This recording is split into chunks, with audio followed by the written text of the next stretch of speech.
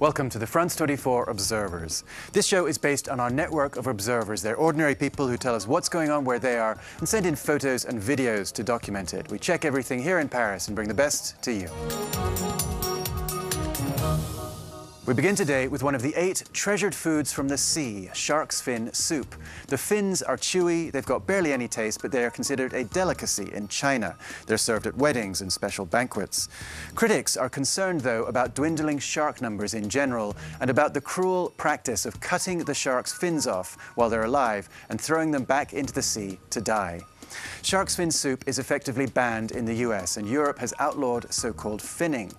It is still legal and popular in China, but our observer says that at least in Hong Kong, the tide may be starting to turn.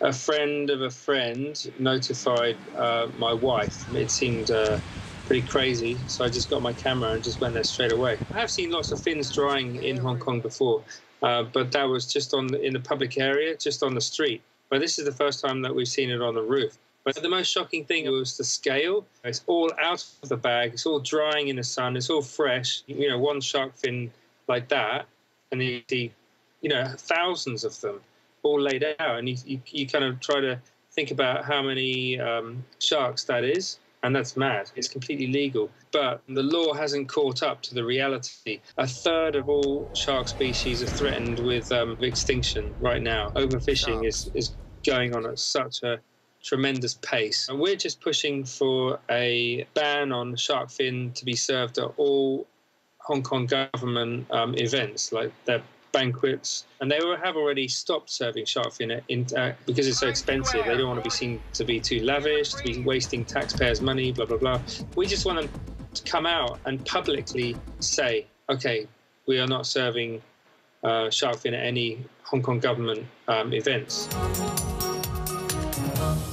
Now to Germany, where a failed bomb attack has ignited debate over public surveillance cameras. Police in the former capital, Bonn, are having trouble figuring out who planted the bomb because it wasn't recorded on the station's surveillance video. That has prompted calls for UK-style omnipresent surveillance. And that has provoked a response from an activist group called Cam Over. They have launched a competition to see who can destroy or disable the most surveillance cameras before a police congress next month. Our observer, Michael Ebeling, does not like the cameras either, but he has chosen a non-violent method of protest. Cam Over is a kind of new action group. Their way to struggle against CCTV is to put them down, to run around, to walk around, looking for CCTVs and bringing them down to the ground, stealing them. Seems to be quite popular if you look at the YouTube signs and the numbers, but this is of course not my and not our style how to work with it. I got the idea to make a big human CCTV, so I used some old garbage, some old cupboards, and made this box. And you just do what normal CCTV do. That means you're following the people, you're tracking them, you're watching them and listening to what they are talking about, if they're having a dispute. People, even very normal people, are able to get very aggressive. People start to change their behavior if they know that they are being watched. And it's important for humans and for developing character and personality to have some moments and some spaces to be left alone, try to work in a non-violent way, because we're thinking that fear is never a good method. And maybe this goes a little bit deeper than just doing those things what the Cam Over action is making right now in Berlin. Now for our weekly roundup of other stories and images sent in by our observers. First stop, Algeria, a residence for female students at the University of Bourges Bou Arreridge. These pictures were taken by our observer Sonia, a French-Algerian who did her studies in France.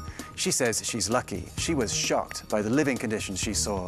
Filthy rooms, leaking pipes, showers that are available only 2 days a week, in a building that was built only 3 years ago. The government is reviewing university conditions nationwide after a gas explosion 2 years ago. They've got a lot to do.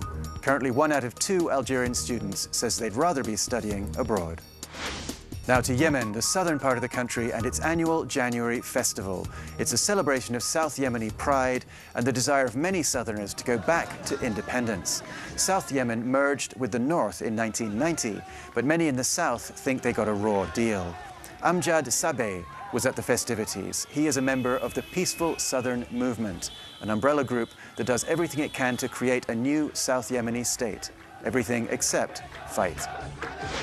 We finished today in the air on board a recent flight from Australia to Papua New Guinea. A passenger noticed something flapping against the engine. It turned out to be the tail of a snake, an amethyst python 3 meters long that had apparently hidden under the wing. The snake stayed up there throughout the flight, but unfortunately didn't make it. It was dead on arrival of hypothermia.